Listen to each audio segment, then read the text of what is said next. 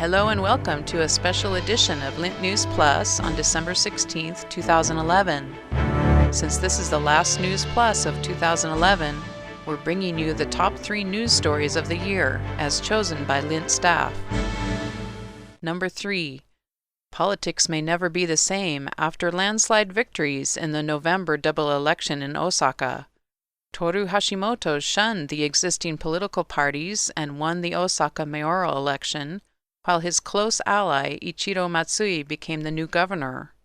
The two share the controversial vision that Osaka and surrounding areas be made into one administrative unit like Tokyo. Hashimoto started a new party, Osaka Ishi no Kai, or Osaka Restoration Group, to campaign for the organizational change.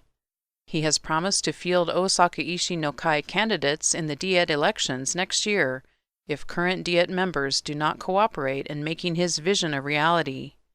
Hashimoto has risked a lot to challenge the politics-as-usual attitude in Japan. If he succeeds, it may pave the way for others to follow in his footsteps. Number 2.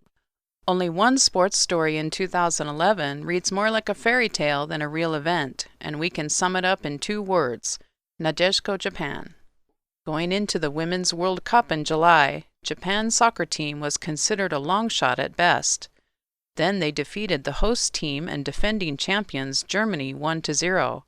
Making it to the finals after an easy win over Sweden, they were pitted against the U.S. team. That electrifying match was tied 2-2 when regular time was called. It all came down to a penalty kick shootout, which Japan won 3-1. Nadeshiko Japan became the first Asian team to win the Women's World Cup.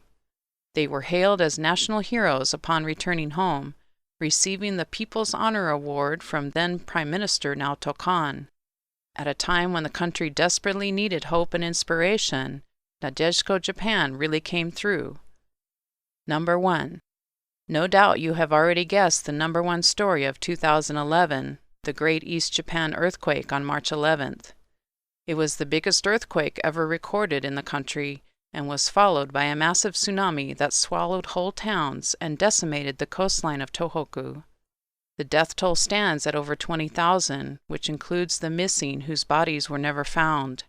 Adding to the tragedy was the unprecedented nuclear disaster at the Fukushima Daiichi nuclear power plant.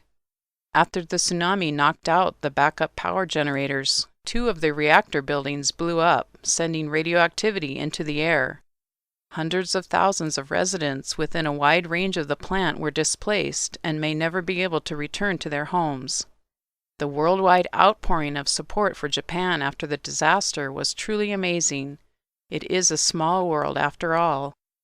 Let's remember the recovery in Tohoku is ongoing and more help is still needed. That wraps it up for Lint News Plus 2011. We'll be back on January 6, 2012 with the latest news story. This is Ruth Nakamura for everyone here at Lint. Have a Merry Christmas and a Happy New Year.